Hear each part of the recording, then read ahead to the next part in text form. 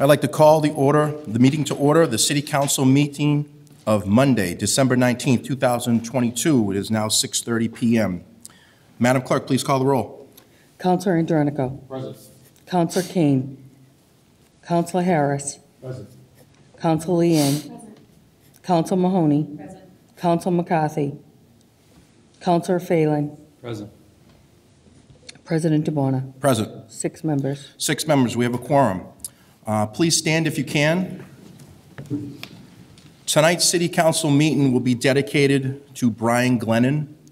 Brian is a veteran of the United States Air Force. Brian is also the father of Sean Glennon, which is part of our planning department here in the city of Quincy. I'd like to have the moment of silence for Brian and his family.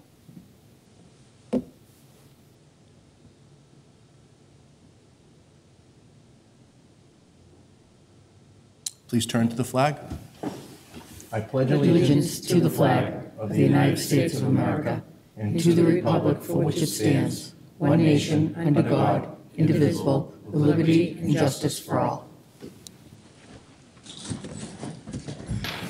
Madam Clerk, please read the open meeting law. Pursuant to the open meeting law, any person may make an audio or video recording of this public meeting or may transmit the meeting through any medium. Attendees are therefore advised that such recordings or transmissions are being made whether perceived or unperceived by those present and are deemed acknowledged and permissible.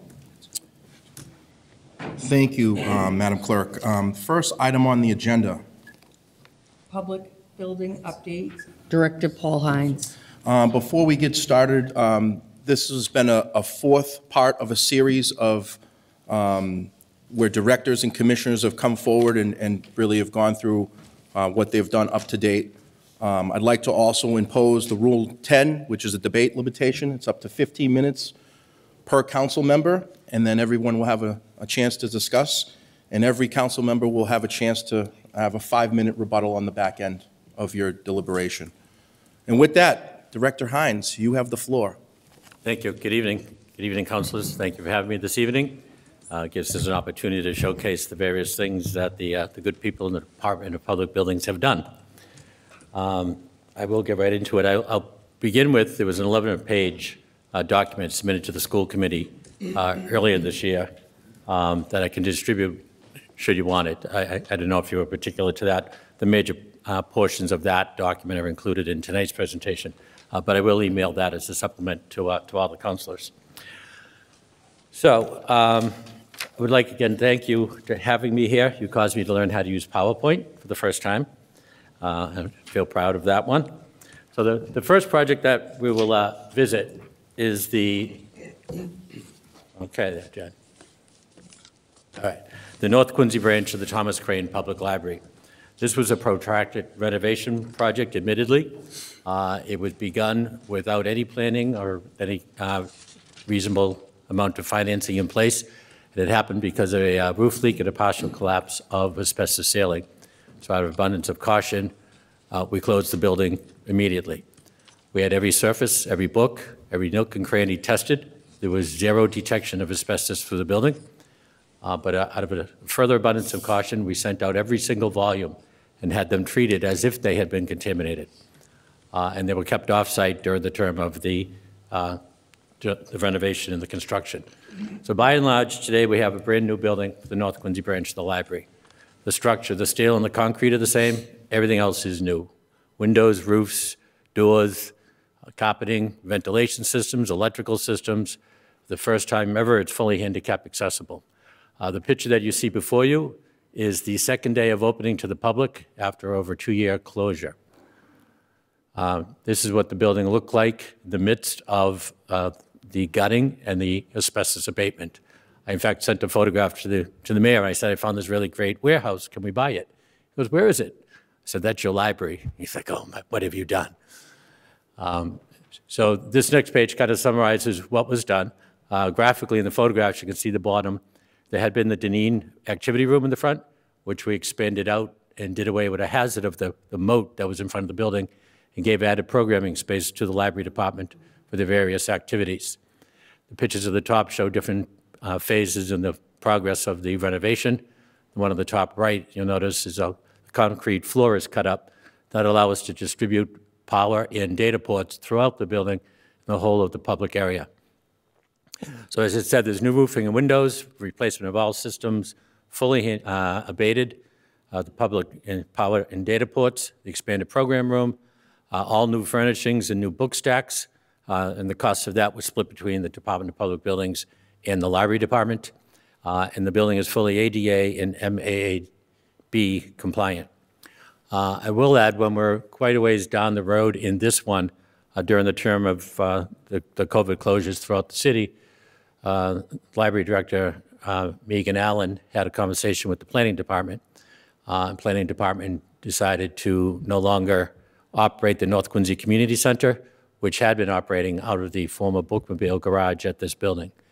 So that Bookmobile garage is currently under renovation to become a community space that once again is under the jurisdiction of the Library Department, but it will be standalone, fully accessible, will have bathrooms and kitchenette facilities, and will be used by groups off hours of the library without compromising the security of the library.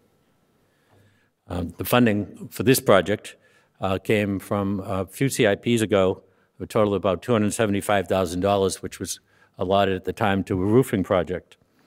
Following that, in the most recent, in June of 2022, there was a CIP allotment of $850,000. That coupled with a substantial portion of the federal COVID funds provided the wherewithal to do this renovation.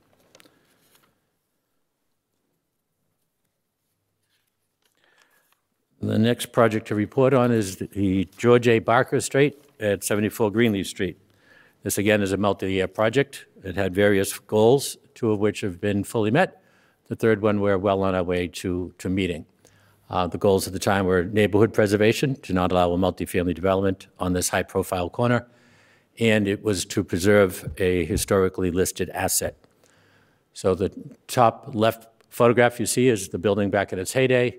The top right photograph is the day we bought it, and you can see the gutters are falling off it. There's a partial collapse of the porch, and that was just the beginning of the problems with that building structurally. The photograph at the bottom is this summer, with 100% completion of the exterior and the windows and the painting, cleaning up the landscaping. And it's a beautiful building. It's, again, a showpiece for the neighborhood, and the neighborhood's thrilled. And we're happy to be in the neighborhood, so much so that one of the immediate abutters' daughter was getting married. The lawn hadn't been mowed. So I went to track down a mower and did the lawn myself in time for the wedding, and they were quite appreciative. At this point, the finances of Greenleaf Street, I know Madam Auditor tendered information to the council, and I welcome that and I thank that. But since the date of that submission, we have spent just over $100,000 additional dollars for that. That covered the insulating of the interior of the building, the sheetrocking, and the plastering. So with the exception of a small portion of the kitchen that we held off on, the building is ready to be painted, the original doors and trim inside reinstalled, and flooring put down, and it be move-in ready then. We anticipate keeping it going. We get the ball rolling. After our last visit here to the council, we redoubled our efforts to get it done.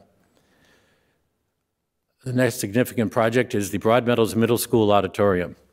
The renovation of the auditorium, by and large, was born out of the HVAC upgrade we did and the first phases of the other vulnerability and sustainability project we did at that school. You may recall the flooding that happened in 2018. So there were ventilation equipment, or there was ventilation equipment up above the ceiling in the auditorium, and that ceiling did not allow access to that equipment, and the ceiling had quite a bit of asbestos within the plaster itself. So at the time of the boiler project, the ceiling came down to allow access to the ducts and the air handling equipment above. We then began kind of crippled along for a bit. We checked with the principal, and he was okay not having the auditorium. Dan Gilbert, he was very, very cooperative, very, very easy to work with on a significant amount of work we did in that building. But he was okay with taking the auditorium offline, and we did that. And as you know, we came back in June of this year and got another appropriation of about $650,000 to allow us to finish that. So with some of the initial $4 million that was appropriated for the HVAC system project, and with a lot of COVID money, and the most recent appropriation, we've advanced that project. So it's a complete gut rehab. The top left picture is before we touched it. The center left picture is once the ceiling was removed, and the next two are progress photographs in the renovation of it. The one on the top right is actually how it is today. The seats are installed, but they're covered with plastic so as not to get them dirty. So here's the before facing the stage: low ceiling, asbestos ceiling, very poor lighting, very poor equipment, broken seats, not ADA compliant. And this is it. This is not an artist rendering. This is a photograph of the building as we stand today. The curtains and the stage lighting are being installed, and then carpeting in the runners in the aisles, and the plastic would be gone and the room would be done. It's state of the art nowadays with the equipment, the lighting and the audio equipment, and the acoustics, and it's really an amazing transformation of that space. These are just some other supplemental photographs that came about by the HVAC project.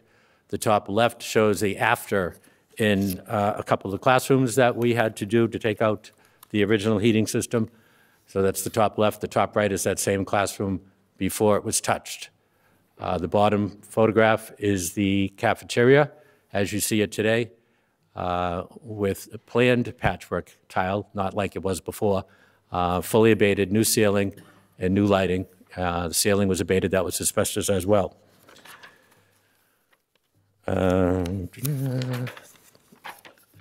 The next significant project I'd like to showcase for you is the Richard DeCristofaro Learning Center at 180 Old Colony Avenue. As you know, with the suggestion of the mayor and the support of the council, the property was purchased, and a programming space was planned, which then with further review and further refinement by the school department, expanded the scope of the project significantly. So it turned into a complete gut rehab of that building, and in addition to it, in the bottom left photograph, you'll see the yellow and the black covering beneath it. That's an addition to the building to allow for multi-purpose space and cafeteria space. So this would be a 12-month-a-year program. It doesn't close in the summer like our other school buildings would. So we had to take that into account for maintenance purposes and flooring purposes, doing the roofing, doing the windows, doing the doors. It expanded quite significantly. So it was a fully abated. We added 2 additional elevators, given the population we anticipate occupying the building, to help facilitate urgent egress. We expanded parking due to the significant adult to student ratio. We have a fully accessible student playground designed. The furnishings and equipment will all be new. It's a life skills program area on the 3rd floor. It's set up like an apartment to teach the older kids self-sustainability and home skills. And somehow the formatting screwed up, but that ADA and MBA compliant. The building is fully compliant. Funding for that came as the appropriation for the original purchase. After the purchase is about $1.4 million in excess. And then the City Council, at the request of the mayor, appropriated another $14 million towards that project. And as reported to you last time I was before you, it was a good opportunity to partner with some of the federal monies to advance this project and to supplement the funding. So we do have a fall of 2023 substantial completion date. We really wanted to go before that time so as to ease the transition into the building. But as we all know, of the supply chain issues, particularly with electrical equipment and HVAC equipment, it's pushed it up to like September of 2023. We're still looking at our options for accelerating that schedule, but we need to do it in a significant amount to make it work or make it worthwhile. Getting in 2 weeks early doesn't help us. We need a couple months early. So it may well be, and it's the decision of the school department, they may well decide to occupy it in January of '24.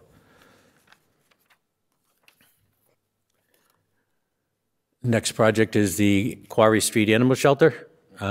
We have awarded the contract to G&R Construction, a longtime Quincy firm, up on Center Street. They had recently relocated down to Hanover because they have just outgrown the space they had here in Quincy. They've been great to work with to date, and Hill International has been our OPM, and they've been very helpful and very good. So mobilization is work, site work has begun.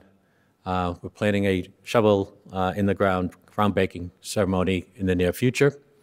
And this facility has an expected occupancy of March of 2024. It too, like others, is impacted by the supply chain.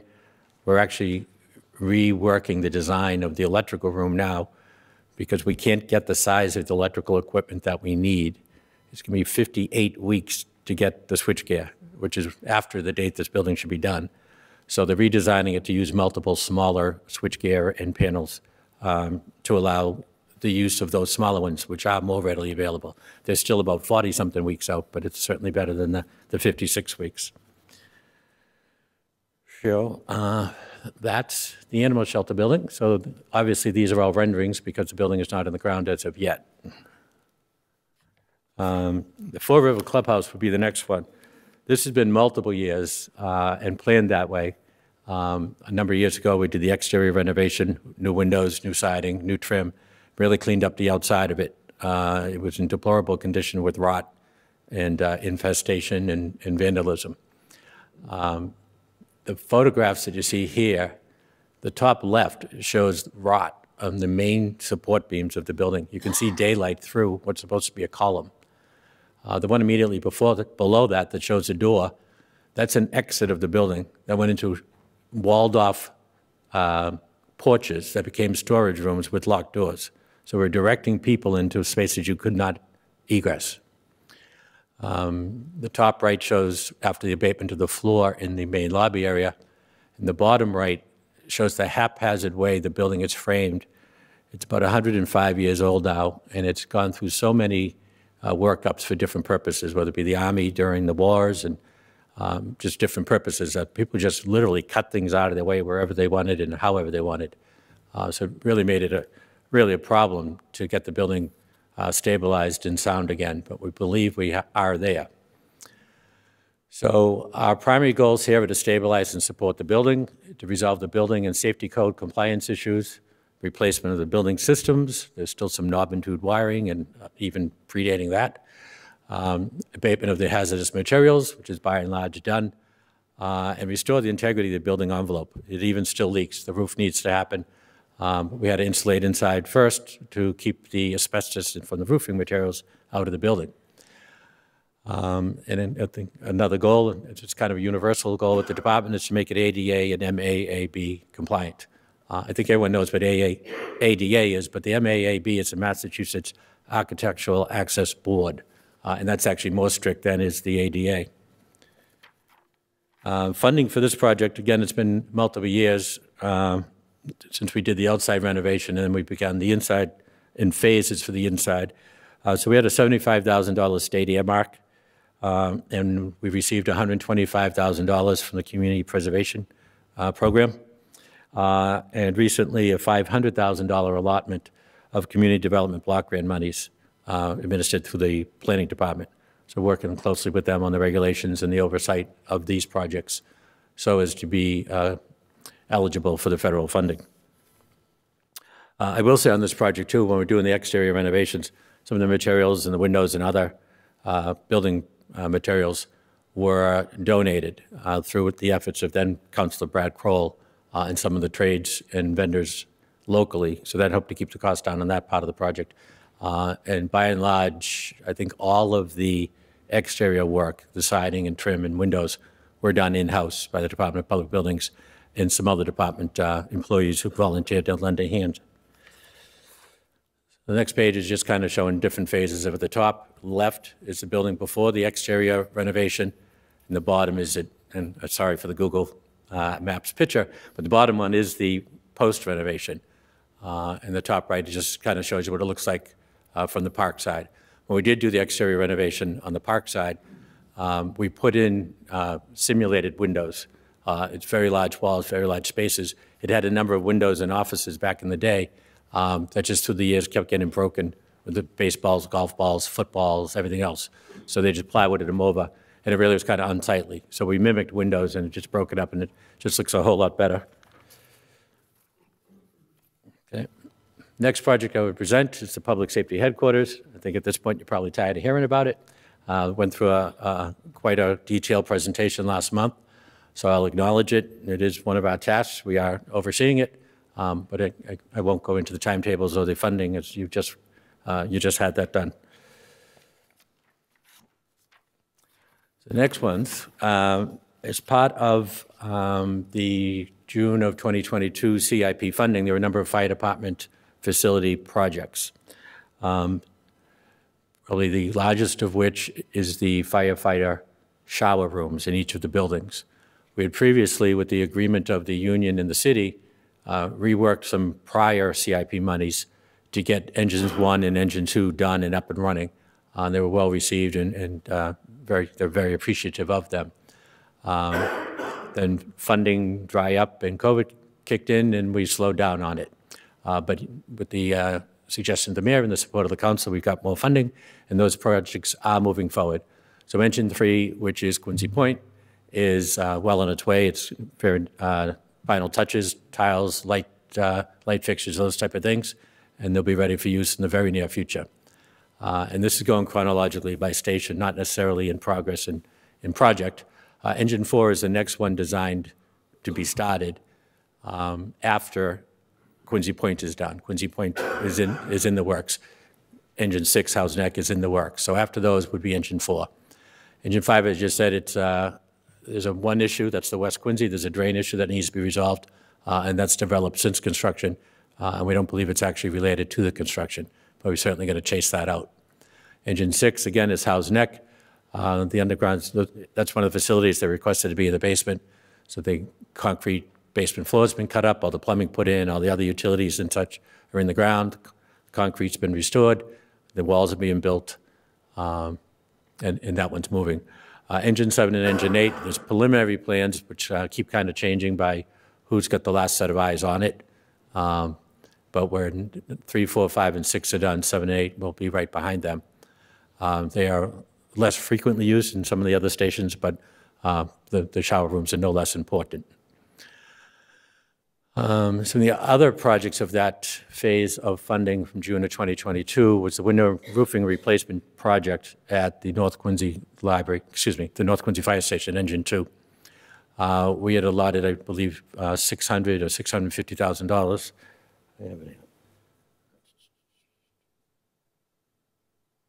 Well, whichever, it's in one of those numbers.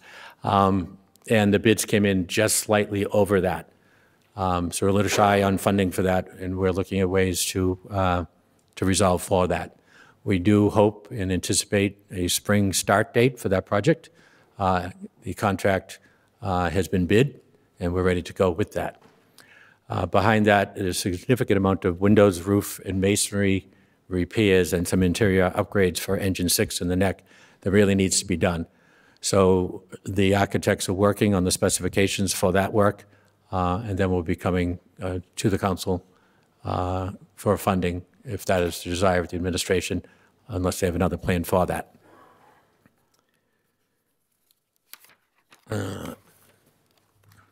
So the other projects going on, just read them off as you can.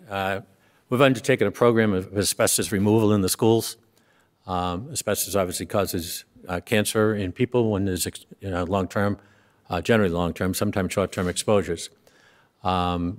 We have undertaken not just to maintain it, but to abate and remove as much as we can. At this point in time, we have the Wollaston School, which is 110 years old at this point, completely free of all known asbestos, and that place was loaded with it. Montclair is right behind it. We've done substantial portions of abatement there. We're continuing. We did a large portion at Bernazani and Lincoln Hancock and Snug Harbor. We're continuing to do that.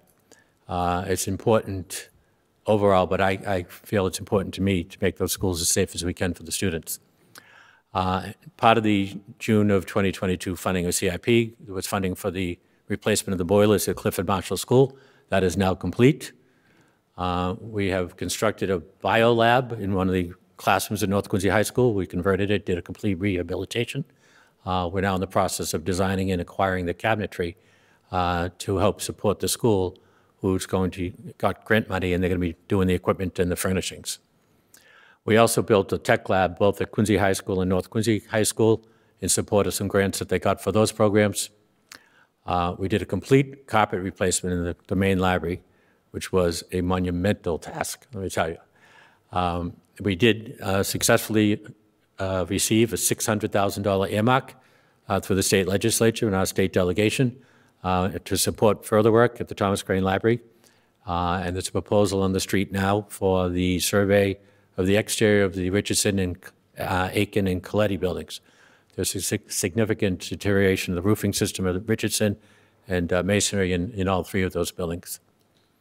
With the arrival of the new director for the library, Sarah Slyman, we, at her request, we're constructing a staff room in the basement of the Richardson building. At this point, for these years, since the CBT building has been built, they've been without staff room. We're about to undertake, it's been designed and ready to go, the specifications are done for the replacement of the carpeting in the Adams Shore Library.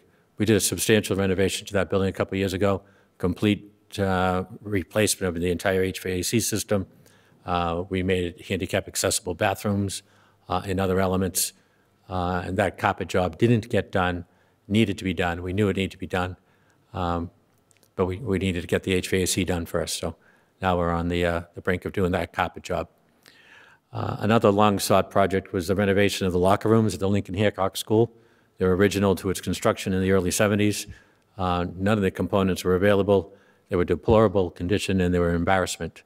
And they're quite lovely now. They've been completely rebuilt, not just refreshed inside, but we knocked down walls, expanded the bathrooms to have ADA-compliant stalls. We have ADA-compliant showers. We have ADA-compliant changing rooms. Maintenance-free interior finishes.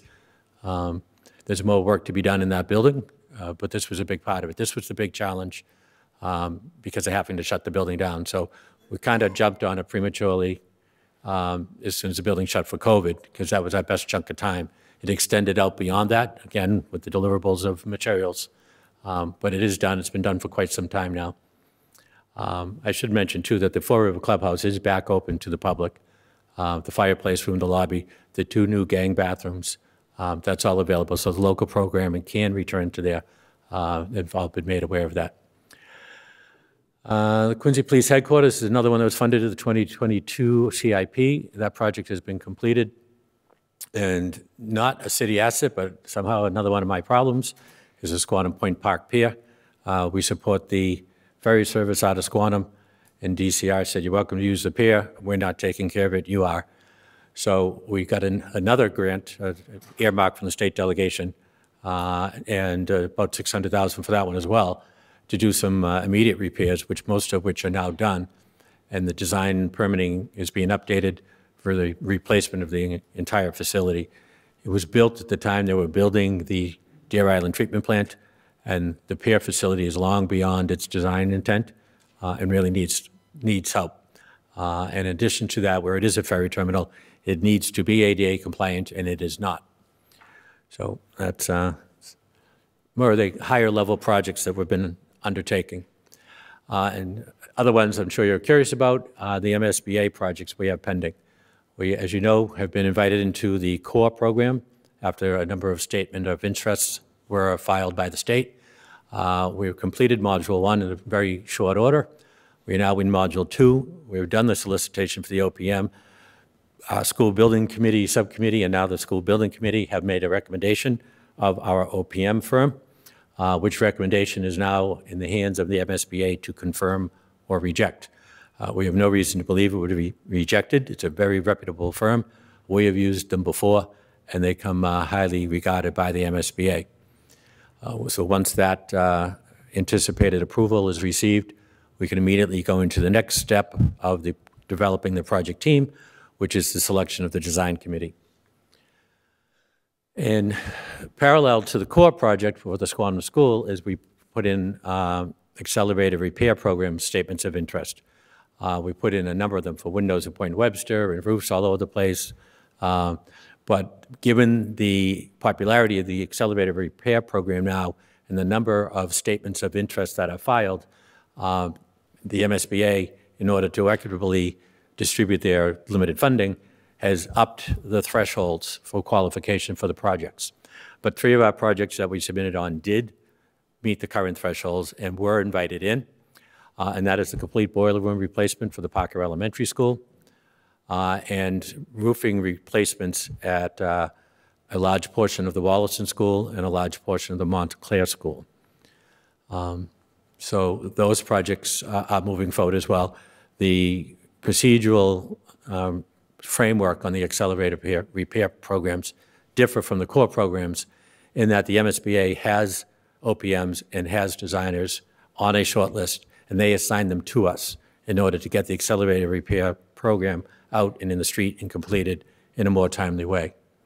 So we're anticipating, obviously, a positive result of those projects as well. So that is it as far as I've done for prepared items. Obviously, open to questions. Thank you, Director Hines, for coming up with this PowerPoint.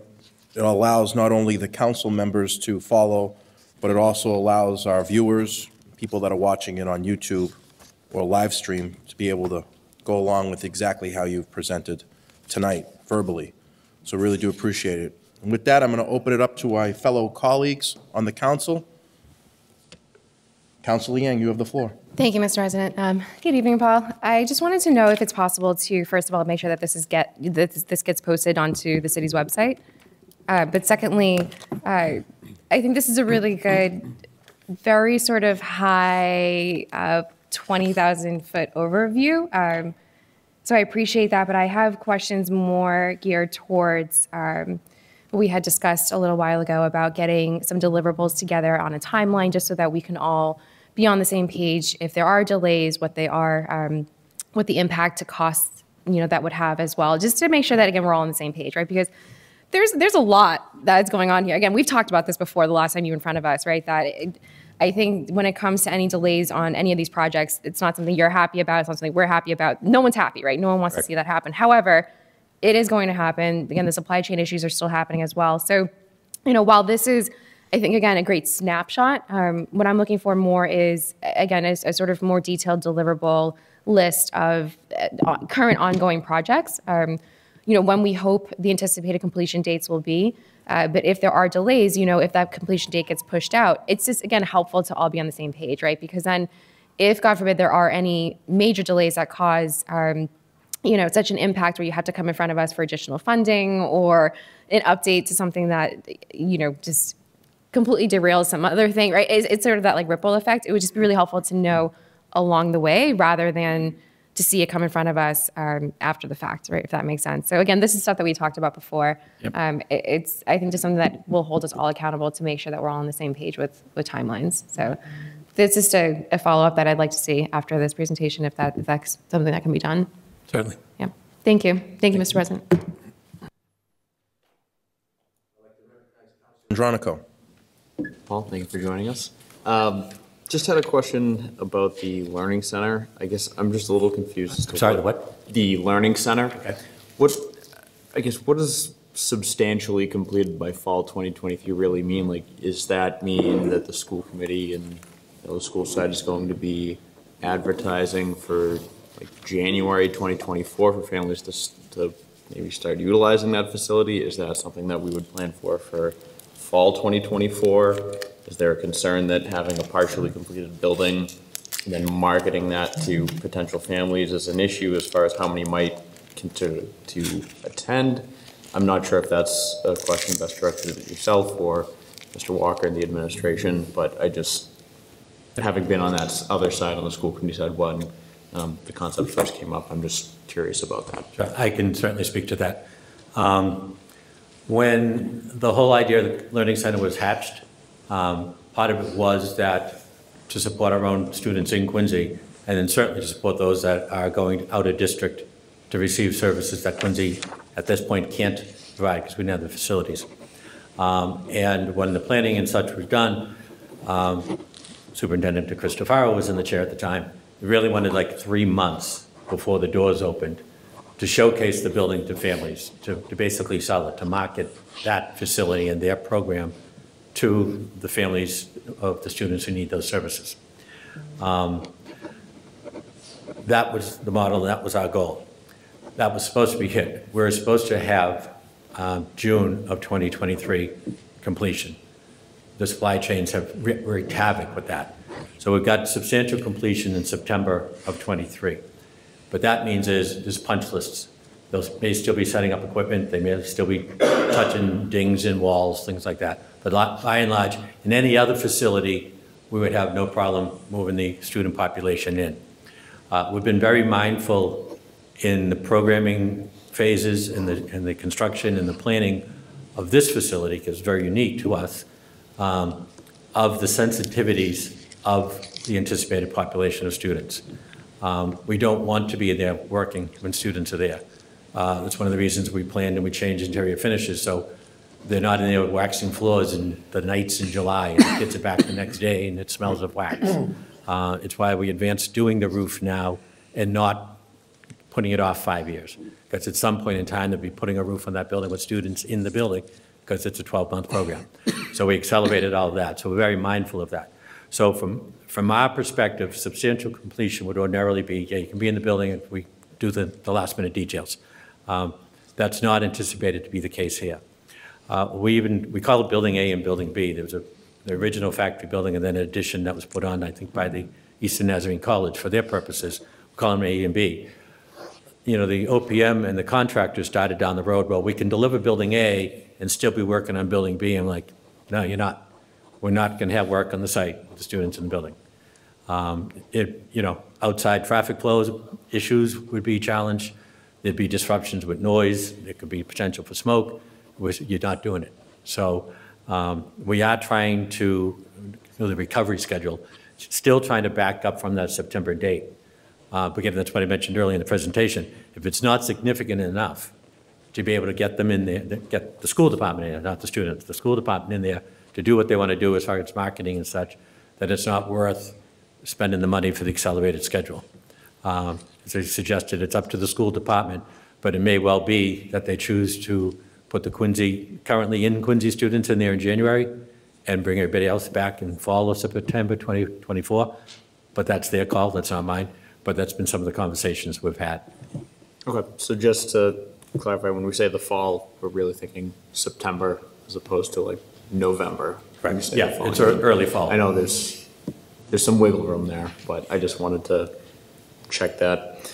And the other question I had was, am I right in saying that the Fort River Clubhouse is partially open to the public?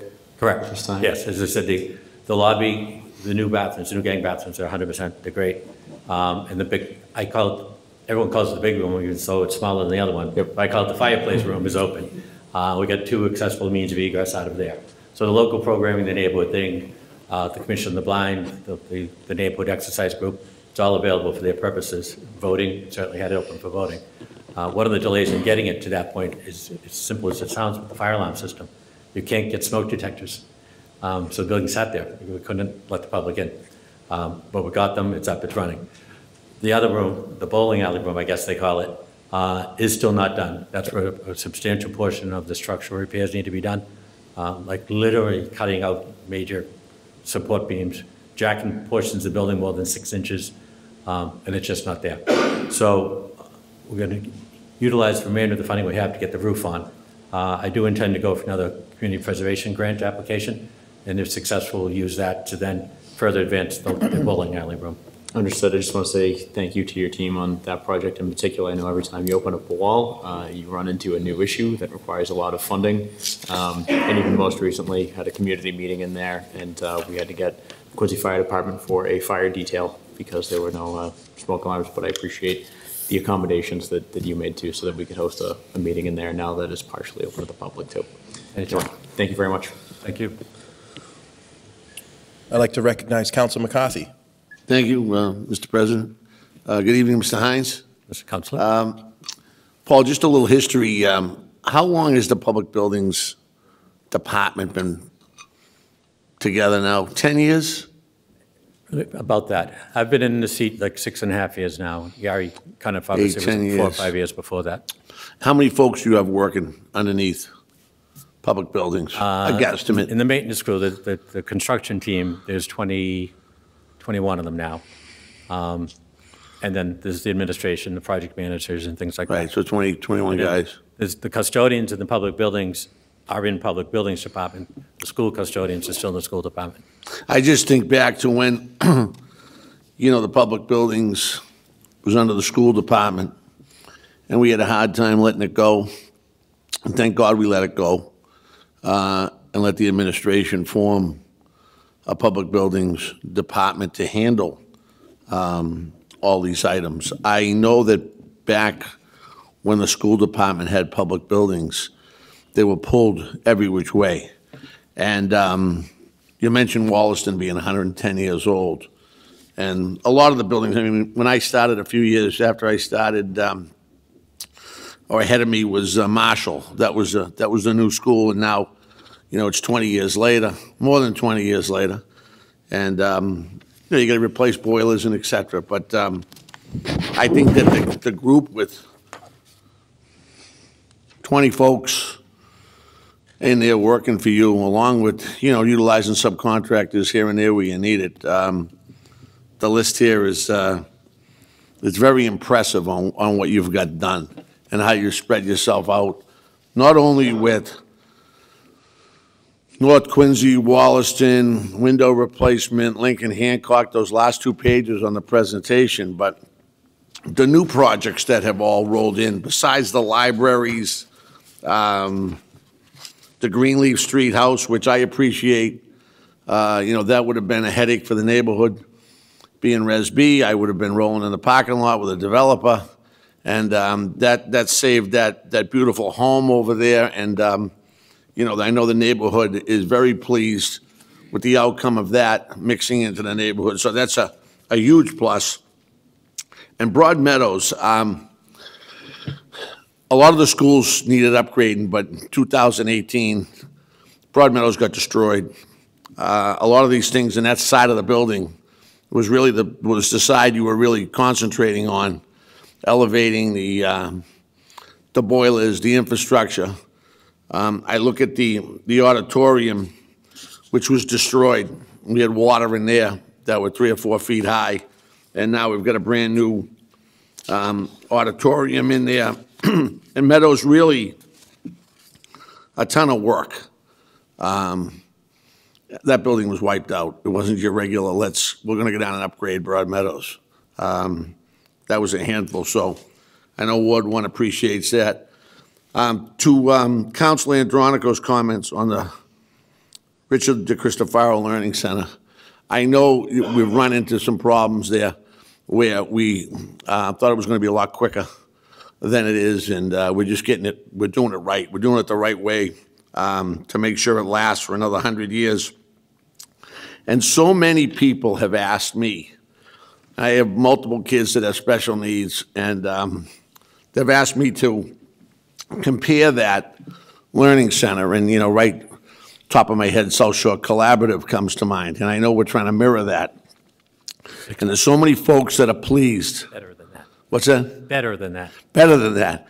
And there's so many folks that are pleased in Quincy that they're going to have that option sooner than later to alleviate the anxiety and stress of buses and weather, and whether you should send your kid or keep the home, or always, especially with some of the special needs population that doesn't do well when things change. But the ability to save a lot of money and to have the resources in your backyard so parents can go right up to get their children or child in 5 or 10 minutes is going to make it's going to be a big thing for Quincy when it really gets rolling. A lot of the other communities, they all pay attention to their own needs, but Quincy will be on the map with the collaborative center up there when it's done. So, I know it's dragged on a bit, but the finished product is going to be a plus for everybody, parents and city, and savings down the road, so that's great. The other item I wanted to talk a little bit about was the fire stations. I want to thank you of Howes Neck and Germantown and getting those washer and dryer and extractor type machines installed down there. I know you put a new fence down at Germantown too. They want to say thank you because they were having trouble with their dumpster and animals and et cetera getting into that area in the back there. They're right on the marsh, so I appreciate that. But the fire stations are all old.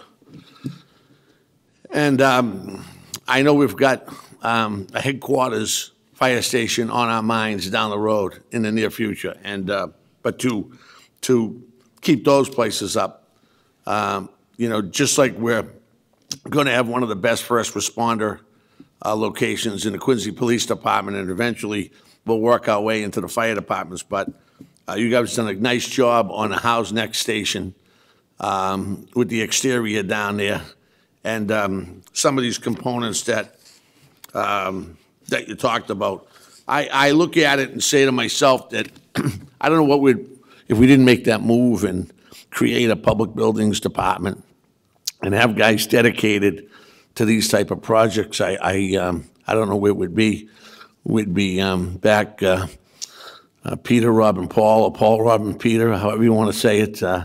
And that didn't work out very well. We'd have to stop things dead in their tracks and go put our finger in the dike, you know, to stop an issue that was a major deal at one of the schools or one of the facilities. So your guys have done a great job, Paul. I know you added Jim Smith. He's done a great job with the dog shelter, the interim dog shelter, which is very impressive, down behind the moorings. It's beautiful. And I know we're going to work towards a new one, but all the guys have done a great job, so thank you very much. Thank you, I appreciate it. Little Scarface, Councilor McCarthy. I'd like to recognize Councilor Mahoney. Very much. Thank you, Paul, for the presentation. I will say, I'm going to have to say it again, the only, of the groups that we've had come up here, the only group that came up here that actually followed the request of, was the DPW. We asked for a breakout of the projects you're currently working on, plus the budget that you've been allocated for these projects and where you stand with them. And, you know, we don't have any of that here. I know Councilor Yang asked for the timeline as well. Some of these things have been going on since 2017. Correct. So you can certainly say that you're getting momentum built up, but if you consider 7 years momentum, you know, that's not momentum, especially when you stood in front of the council 7 years ago in 2017 and you said, you know, we need the Greenleaf building, we need to move our department in, we're going to be in there in 6 weeks. And that's on tape. That's you explaining to the council saying, we have to do this now, we got to move. And I don't know how many times people have been up before us that say the same thing. Like, we got to make the decision tonight. We have to have this done, or we're not going to be able to get it done. So oftentimes things get approved with the anticipation that things are going to get done. And now the new reason why things don't get done is because of the timeline for the materials that are coming in. So COVID's a great excuse, but this has been going on since 2017.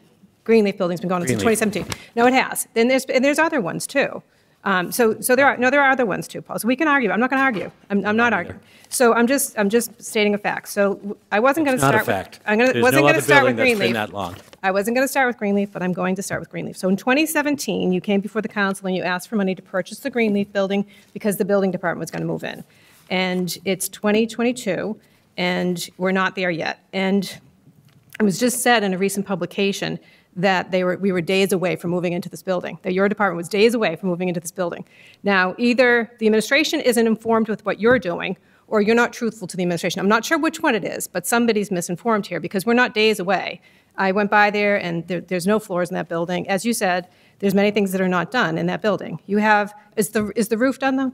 I'm just curious. Is the roof done? That was the first thing done. Okay, the roof is done.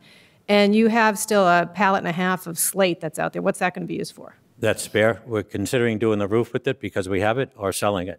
Okay, so it's there because you're considering doing what roof with it? The garage roof. The garage roof, that's what I thought. Which we probably won't do, so we'll be selling the extra. Okay, so I was just curious because I noticed that the garage roof wasn't done. The garage is not historic, but you know, if you have it, I mean, I guess you could do it. That's definitely something you could do. So when I look in the building, I see you've plastered it, but you know, there's a lot of things that are going on. And then 50 Seville Ave, That was something that came before us. A neighbor got in touch with us and we were basically shamed. The city was shamed into fixing that building. And then we also have 58 Seville Ave. That's falling down right next door to you. So what's happening with that? It's 58 is not falling down. It needs a significant paint job, admittedly, and it needs some concrete So work. when you look at it, would you say that if I somebody say was to it- drive by, would you say it that's a needs- proud moment in the city of Quincy? I'm not proud of it. It needs to be repaired. I've had conversations about that. We're currently determining if there's a future use of the city for the building. I don't want to put money into it if we don't have a future use for it. Okay, so doing it's a- that- so that basically, it's not exercise first. on the main street. You can't see it from City Hall, so we're not taking care of it. That's And not it's what not it on your is. list, and it's not on your list. But back when we were actually talking about Greenleaf, not we, because I wasn't on the council at that time, but back when this was brought before the council, it was told to the council that we needed to have this done because we needed to move the building department in there and that we were going to sell it for the taxpayers. It was all about the taxpayers, but we've been doing it since 2017. So I guess my question is, now that the SJC ruling came in saying that the Adams Academy is actually owned by the trust and not the city of Quincy, that's the land and the building, are we going to be moving the Quincy Historical Society into the Greenleaf building? Because that would make sense. I've never had that conversation with anybody. Well, I'm just curious because, that's something that kind of concerns me too, that we bought a building, it's a beautiful building, but there are a lot of buildings that are beautiful. The Monroe Building's beautiful, and that was on the historic register too, but we're going to take that building down. So that one's not on your list either, the Monroe Building. I have a question because there was a bump out that was put on the Monroe Building right next to the Discover Quincy piece. What's that? What's going on there? That bump out was a temporary shelter while they opened the storefront. There's a tenant going into the vacant space there. And because it was one larger space and the entrance was what is now the entrance to the Welcome Center, a second separate entrance needed to be constructed. What's the tenant that's going in there? I believe it's public knowledge now, but it's the Norfolk County Sheriff's Civil Service Department. Okay. So that bump out was temporary, a protective measure while they had the front of the building open. Is that moving from, are they moving their facilities from, were they down by the party store or the? My understanding is part of their operation is moving, not all of it. Okay. So that was not on your list of things. That was what I was curious about there too. When we move over to the Cristofaro building, just curious, where are you with the windows? There seems to be the windows, usually at the windows, the De Cristofaro building. Okay. Where do you stand with the windows on that building? The windows are I mean, if you're going to open in 2023, it's the winter of 2022, and the building's not buttoned up yet, so I'm Right. curious. If you look at those photographs, Yep. respectfully, look at the photographs. I believe the top right one is a classroom today, already plastered. So they've done the 3 walls of each room on the upper levels and stuff in anticipation. So the temporary windows are in. The permanent windows are scheduled to be delivered to the site, I believe it is February 12th. Okay. So all the work in anticipation of the installation is ongoing. They're going to do them as soon as they're in. They're going to start with them. The precast sills are going in as we speak to be ready for the windows to come. So you They were urgent matters. They were long lead time items, and they were pushed to get in fabrication and get here. So I'm just we've gonna- had assurances from the manufacturer and the contractor for February 2023 delivery. Okay, so I'm sure, and this one I would say is definitely a COVID-related incident because this has definitely been going on. However, so you're saying that there's temporary windows in there right now? They're not plywood? Because I thought the last time I drove by, it looked like there was plywood. It's like a fiber reinforced plastic. Okay, They use them in construction sites all the time. okay, I'm just And asking because. it does allow them to heat the building, so it's toasted warm inside. Well, I'm just asking because you basically say substantial completion by fall of 2023, and we don't have windows in the building, and that's, usually an indicator that you're getting close to those types of things, so that's fine. So when you talked about the animal shelter, I missed what you said there, because I think you said there was something that they had on their bid list, but we had to change. What do we have to change on the bid list? So in the electric room, there was an 800, I'm going to call it amp, or 8,000 amp, whatever, switchgear, designed to take the load of the building and the electric vehicle charging stations. That's why it was sized so large. And that building, we all wanted to be green, that building is 100% electricity on the systems. There's no fossil fuels there. So it's a substantial electrical demand. So the switchgear and the other components to have that one standalone, I'm going to call it switchgear, whatever the device is like 59 weeks for delivery. And then installation and tying everything in. And only after that's done can you do your commissioning and your testing of all your components and everything else. So to keep to the schedule, they're doing a quick redesign of that electrical room to use multiple smaller switch gears, again, whatever the word is, because those smaller ones are more readily available. So we'll have them on site sooner, installed, and the building systems up and running, and to be tested long before the larger one would ever arrive. Okay, thank you, I appreciate that. I mean, I just missed what you said, and it makes sense that you're kind of going back on that one to substitute something else in so that we can get that facility done. So moving on to the Fore River Clubhouse, you mentioned that the roof needs to be done. How come the roof hasn't been done yet? Because we had it tested for hazardous materials, and it tested positive. So if we were to strip the roof, that's an older building. If you have an older house, you go up in the attic, and your roof is it's planked with like 1 by 10 planks or whatever with spaces between them. And you can see the backside of your shingles, unlike today where they do plywood. So had we stripped that roof, because of the openings in all the roof deck planks, the interior of the building, one end to the other, would have been contaminated.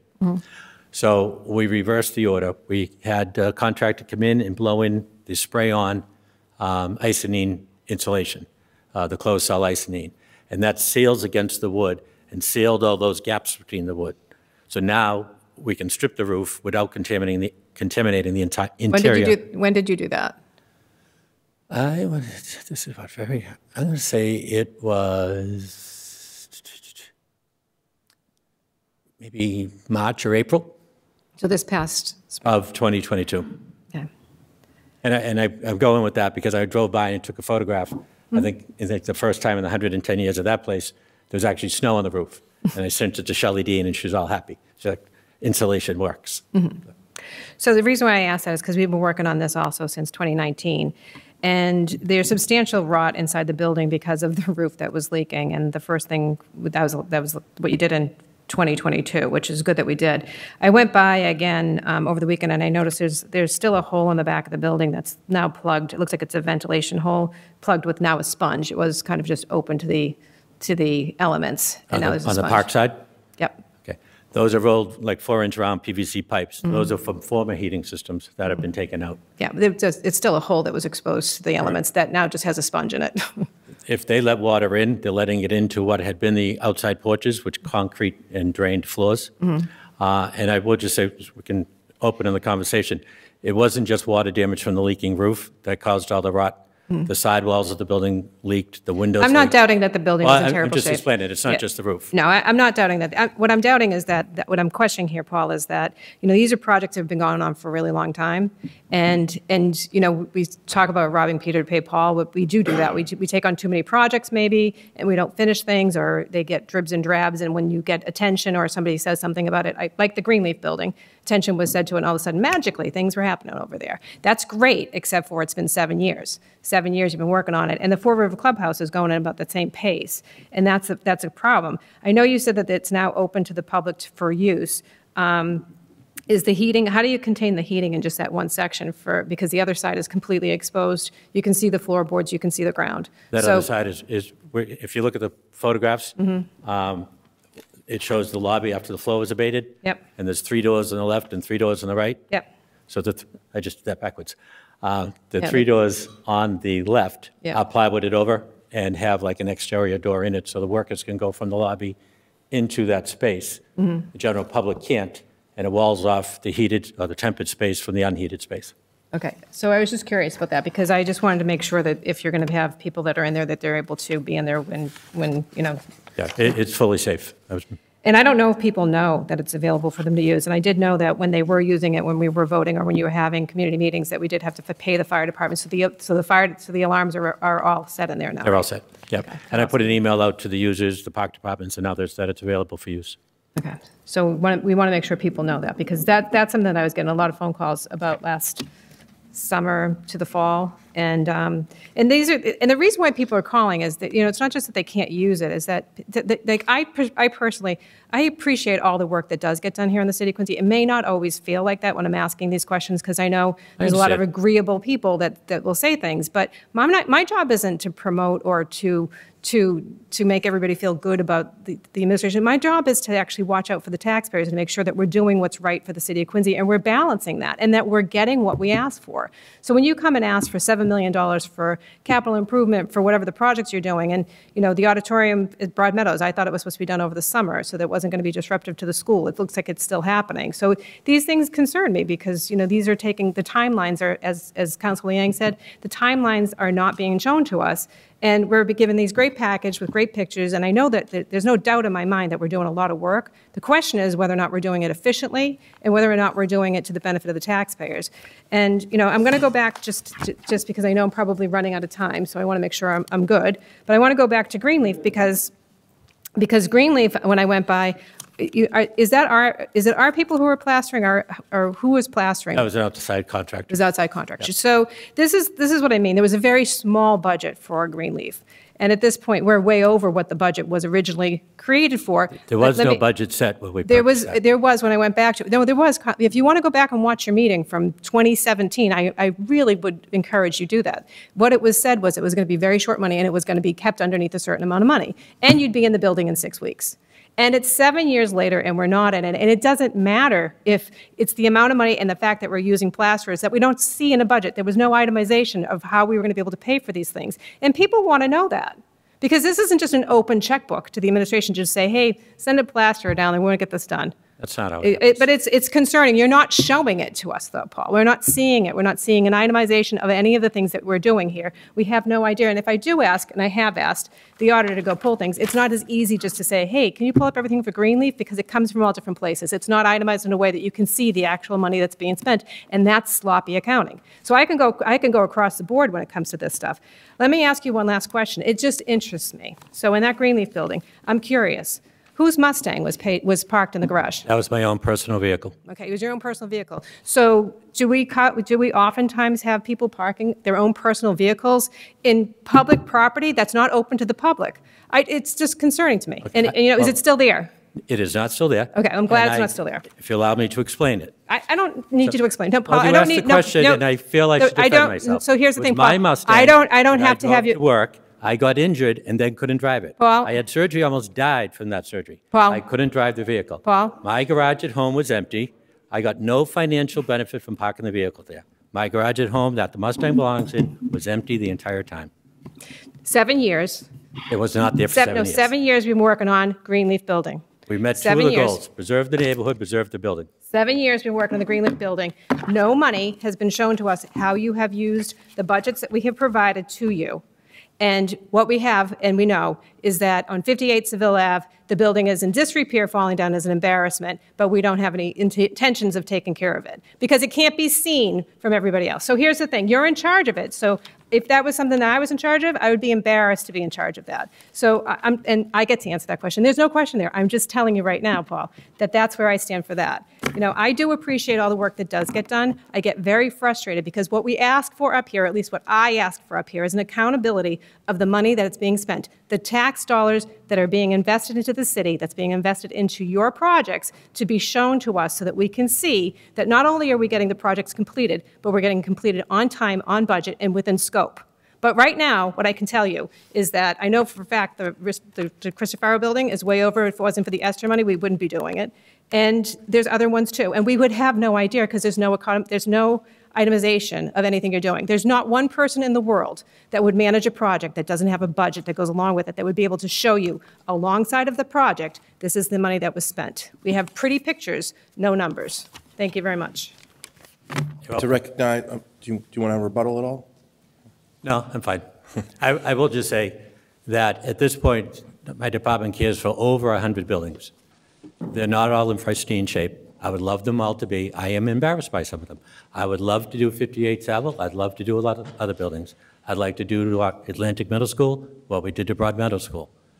There's a limit to the money. There's a limit to the time. We just have to balance it. Thank you. I'd like to recognize Councilor Harris. Thank you, President Debona. Paul,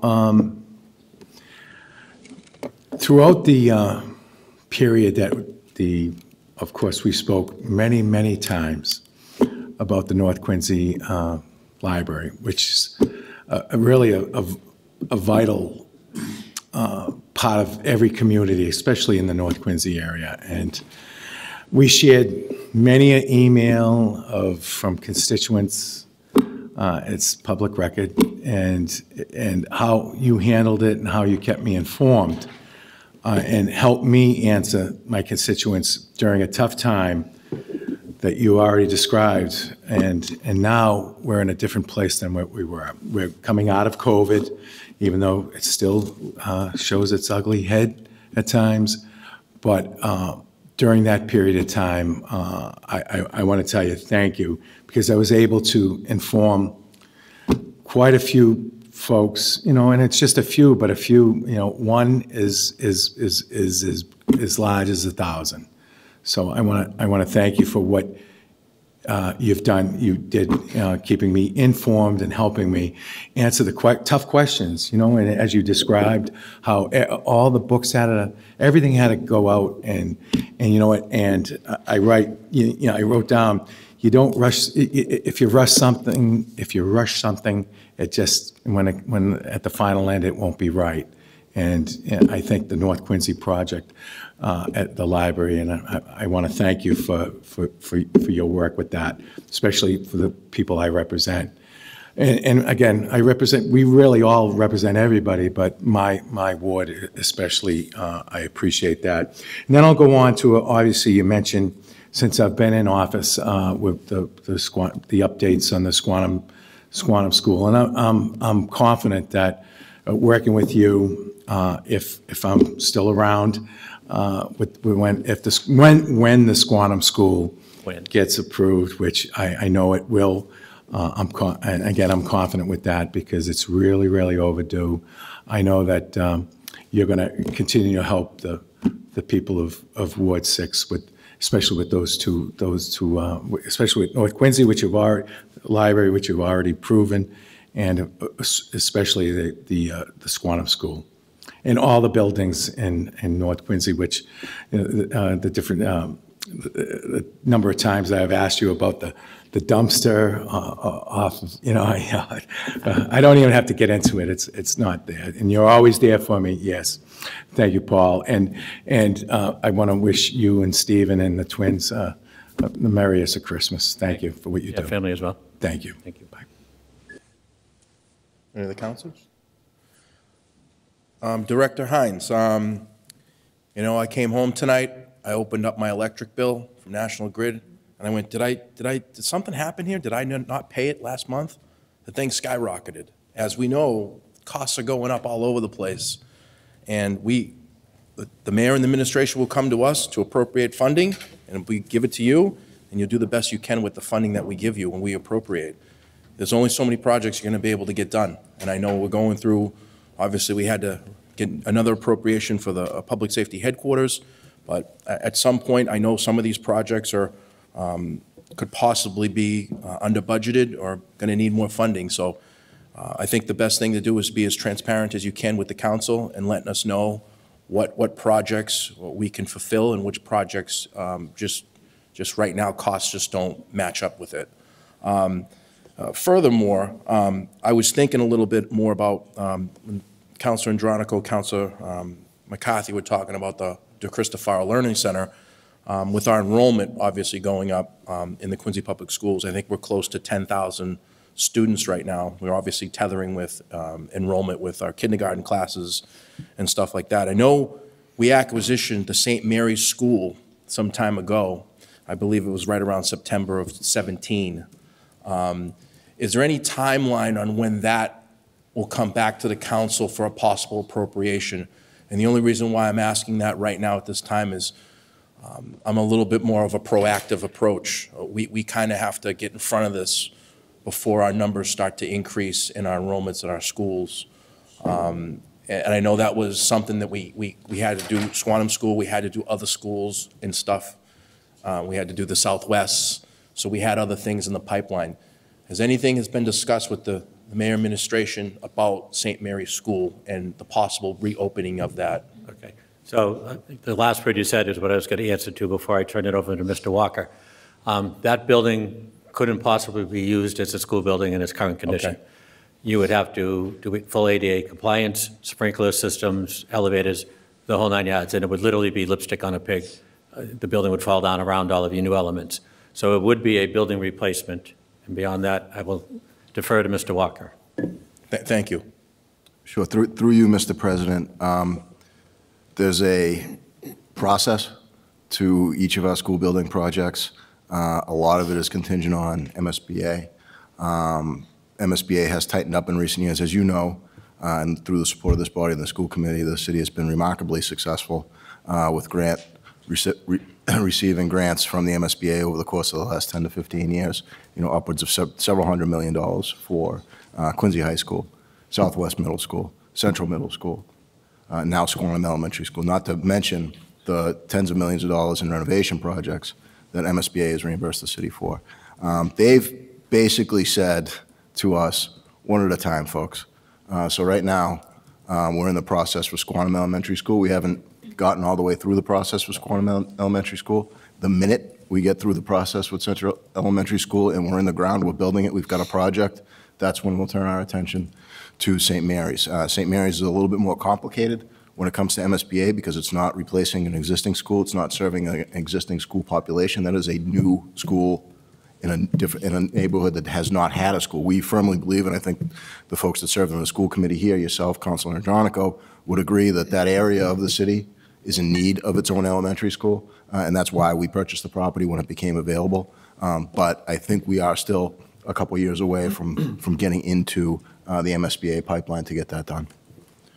I appreciate your comments, Mr. Walker, from the administration. I've fielded a couple of questions from folks in the area as well, talking about that, but I fully understand what we need to do one step at a time. We have Squantum School, and Councilor Harris has been waiting patiently as Southwest kind of overstepped him with getting done. So I fully understand. We did Quincy High, we did Central, we did Southwest, and now we have Squantum, and I fully understand that we need the funding from the MSBA program to continue to rebuild that whole structure there. Sure. So I really do, guys, appreciate you really letting the public, letting the constituents know what's going on with that particular building. Take it a little bit further with the Councilor Andronico and the Ward 2 Fall River Clubhouse. I want to appreciate you for opening that. I know that we can't get the bowling alley to the left side of the building open yet, but it allows the folks to come in and start using it. When did it officially open?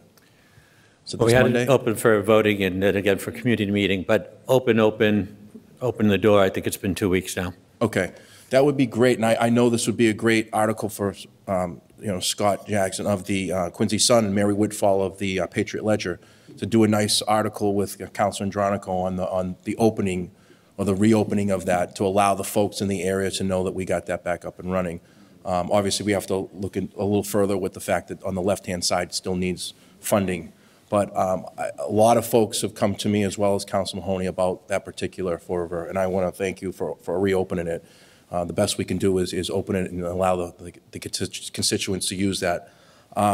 If we can also make it a step further, maybe put it on the city's website and try to get the verbiage out, as helping Councilor Andronico. I don't know where his mailing budget is, where it's at. So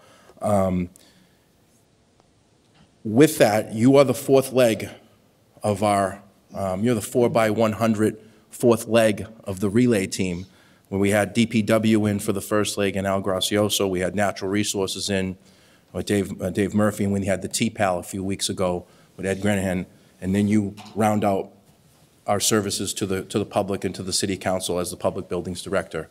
I appreciate your time.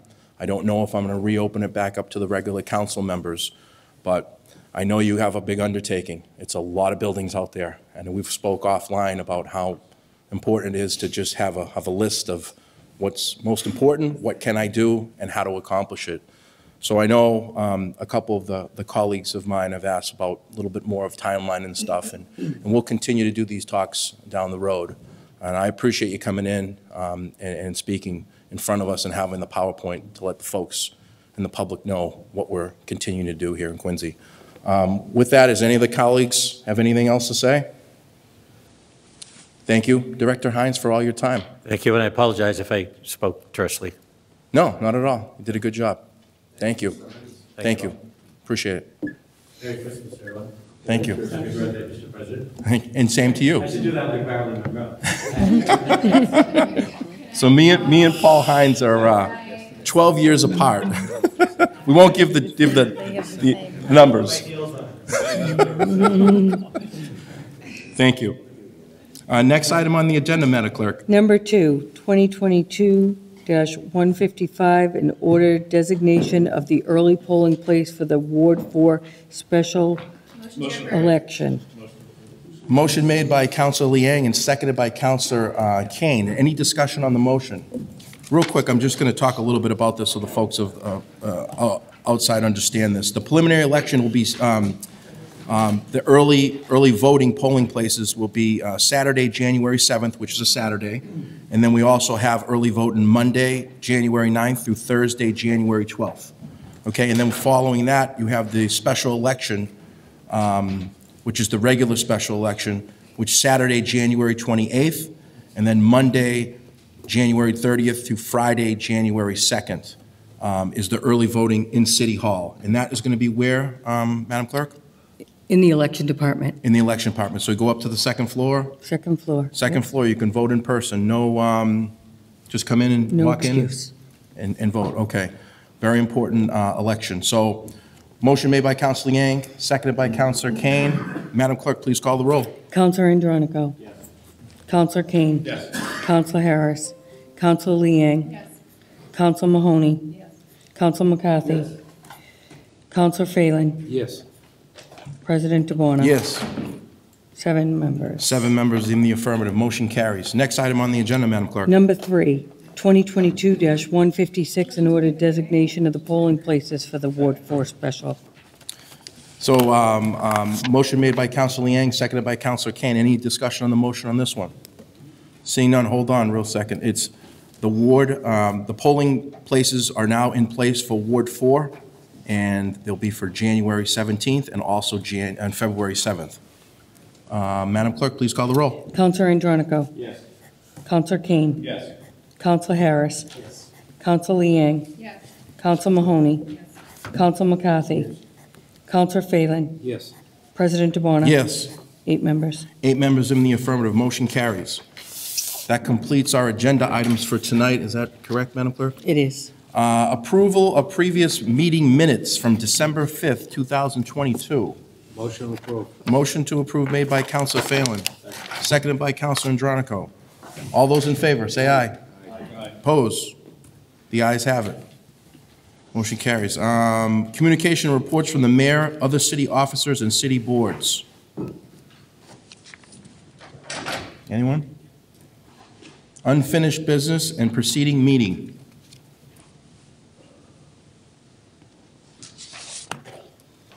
Moving on. Reports of committees. I think we have something from Council McCarthy over at the ordinance. Yes, thank you. Thank you, Mr. President. I have some ordinance committee items to be passed.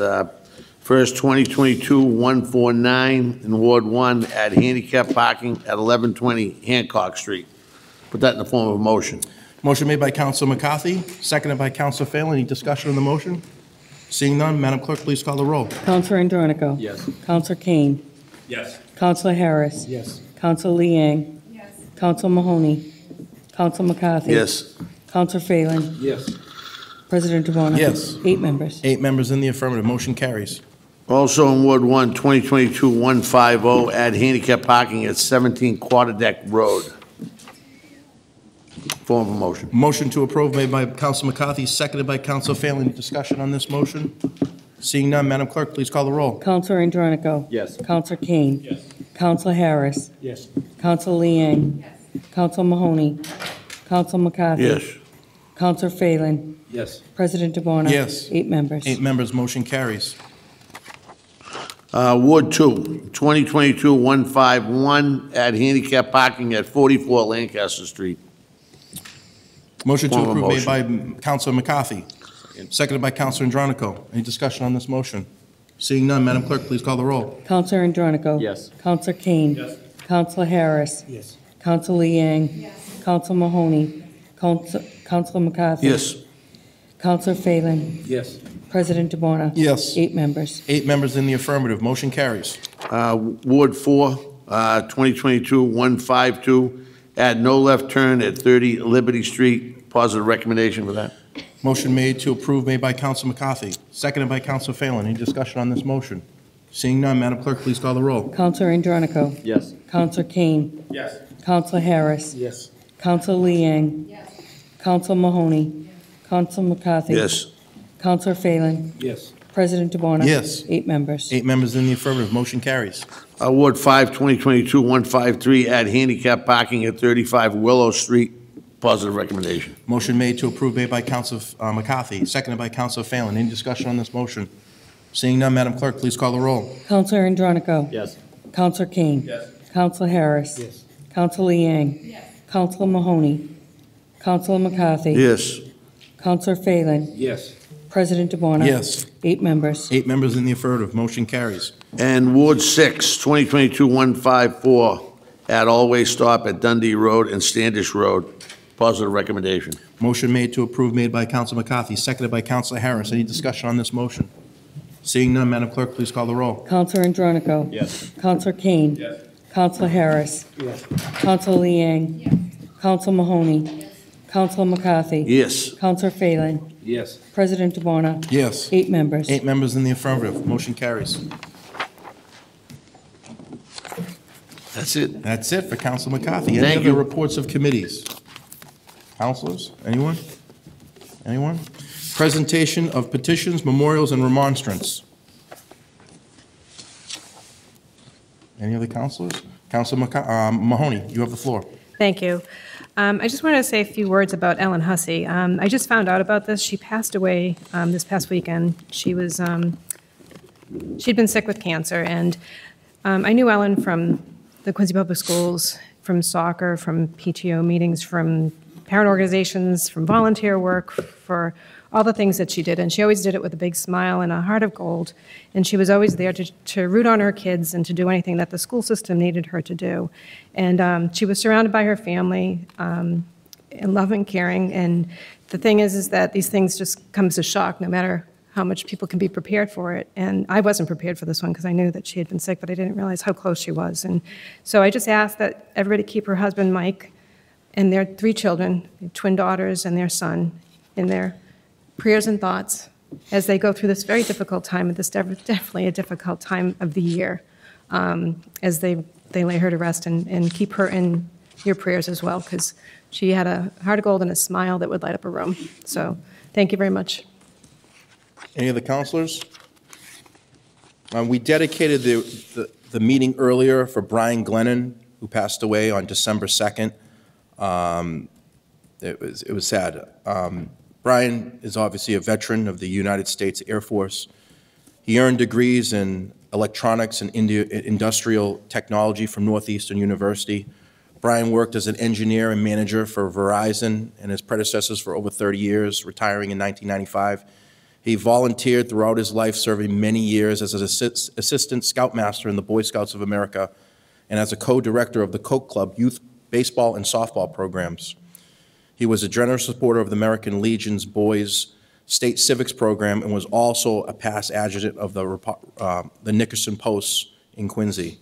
Brian enjoyed many family, friends trips to Bermuda, Ireland, England, France, Italy, Mexico, and Costa Rica. He loved working on his family tree, which was a passion project he began decades ago. Brian identified 850 family members spanning 7 generations and dating back to his great-great-grandfather, who was born about 1812 in Ireland. Brian was a proud Irish dual citizenship in 1997. Most of all, he loved spending time with his family, particularly his grandchildren, who enjoyed stories, advice, and his dad's jokes. He leaves his cherished wife of 53 years, Michelle Glennon, sons Brian Glennon and his wife Helen of Duxbury, Kevin Glennon and his wife Stephanie of Weymouth, Sean Glennon, which is part of the planning department here in Quincy, and his wife Erin, and a proud papa to Brian III, Sarah, Robert, Andrew, Shay, Finn, Genevieve, and Tej. Brian is also survived by many siblings, Mara McDonald and her husband Paul of Charleston, South Carolina, Gregory Glennon and his wife Jeannie of Falmouth, Betsy and her husband Andy of Spring, Texas. Brian was also the beloved brother brother-in-law to Enid McCann, David McCann, Edward McCann, and Diane Glenn. He's also survived by many loving nieces, nephews, and cousins. He was also preceded by his siblings, Teresa Glennon, Claire Glennon, and James Glennon Jr. He was also brother-in-law to the late Paul Madden and Thomas Smith. Relatives and friends are obviously invited for visiting hours to celebrate Brian's life on December 27th here, which is a Tuesday, between 4 and 8 at the Terrell Room. And a funeral mass will be celebrated at 10:30 a.m. on Wednesday, December 28th of 2022 at the Sacred Heart Church. Please keep the Glennon family in your thoughts and prayers. As I knew him very personally, I know he was a Ward 6 resident in Bill Harris's ward. He was very active in the community. So with that, is there any of the folks that have anything else to, yes, Councilor Harris. President DeBona, I want to thank you for presenting the remembrance from tonight for Brian Glennon. He knew Brian, of course, members of the Nickerson Post, yes, and an active member in Ward 6. So thank you for what you've done. You're welcome, Councilor Harris. Thank you. Any other folks?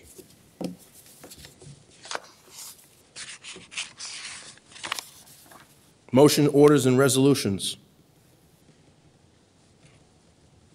Before we move on tonight, folks, I know this was a later meeting in December. We're here on Monday, December 19th, but this will be our last meeting of the year. City Council members, I think we made it through another year, I guess, here. So I'm still looking over at Councilor Palmucci, kind of laughing over there. He's moved up. He was our senior counselor up here, believe it or not, where me, Councilor Mahoney, and Councilor McCarthy jumped. Oh, he's the oldest now? Okay, Councilor McCarthy is now the oldest. Is he older than Councilor Phelan and Councilor Harris? Who's got the? Okay. But I hope everybody enjoys the holidays. Merry Christmas, happy holidays to everybody out there. Enjoy the holidays with your family and friends as everything. Also want to thank the group here. I want to thank Jen. She's done a great job with the clerk of committees. She's, behind the scenes type of person. Madam Clerk, I want to thank you for everything that you've done over the past year. Susan, you've done a great job as being our auditor, keeping us up to date with everything. And Ann and Teresa in the office have done a great job with a lot of our mailings that we've had to get out to a lot of our constituency. It's been a very entertaining year. We obviously started off the first leg of the year with our Zoom meetings, and now we've motioned into this, which has been great. We're looking forward to a new Ward 4 councilor. I never knew what it was like to be a ward councilor, let me tell you. It's a little different than at large, but we're looking forward to that in February. Just want to thank my colleagues we've had a fun little entertaining time here. It's a good little group, good group. Councilor Liang, you have the floor. I just want to thank you. What a great job you've been doing. Can we just thank, Mr. President, really, I think you keep us all, I think, on track. You keep things light and you keep us moving. You've been doing a great job, Mr. President, truly you have. So thank you for all that you've done. Thank you. Scheduling of committee meetings and public hearings. And like I said, we're going to be reconvening again after the new year, Monday, January 9th at 6:30 p.m. That's the end of the agenda. Motion to adjourn made by Councilor Liang and seconded by Councilor Ian Kane. It is now 7:59 p.m.